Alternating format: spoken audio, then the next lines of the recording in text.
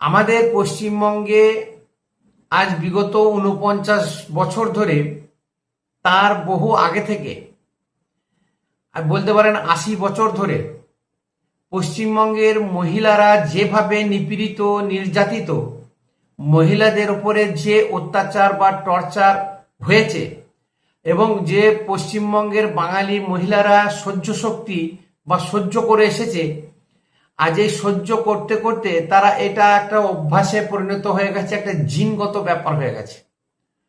রক্তে বলুন বা ডিএনএতে মহিলা মানি, বাঙালি মহিলা মানি তাকে সহ্য করতে হবে, অত্যাচার সহ্য করতে হবে, নির্যাতন সহ্য করতে হবে।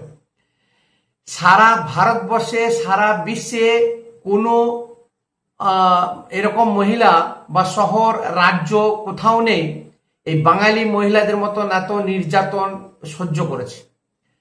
এর অনেকগুলো কারণ আছে। কারণগুলি হচ্ছে, বাঙালি মহিলারা প্রচুর ভদ্র এবং তারা অতিরিক্ত ভীতু টাইপের মহিলা। তাদেরকে ভীতু করে রাখা হয়েছে, তাদেরকে শিখণ্ডী করে রাখা হয়েছে সেই অন্যায়ের প্রতিবাদ না করতে, মুখ না খোলার জন্য। আজকে চিন্তা করুন, সন্দেশখালির মতন জায়গা, দক্ষিণ ২৪ পরগনায় শাহজাহান মোগল সাম্রাজ্যের উত্থান ঘটিয়েছিলেন এবং সেখানে টিএমসির যত নেতা আছে তারা বাড়ি বাড়ি গিয়ে যে প্রত্যেক দিন চেঞ্জ করে করে মহিলার উপরে শারীরিক নির্যাতন চালিয়েছে। কখনো পিঠে করে দেবে, কখনো রুটি বানিয়ে দেবে, কখনো মালিশ করে দেবে। এই যে নানান একটা দিক, যে অত্যাচার করেছে তার প্রতিবাদ কেউ করতে পায়নি বা করার সাহস পর্যন্ত হয়নি।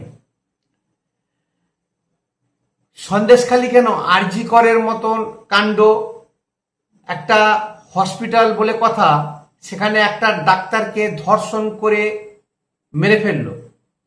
কামদুনি, পার্ক স্ট্রিট এবং এখন রিসেন্ট বারুইপুর নিয়ে গরমা গরম হাওয়া চলছে,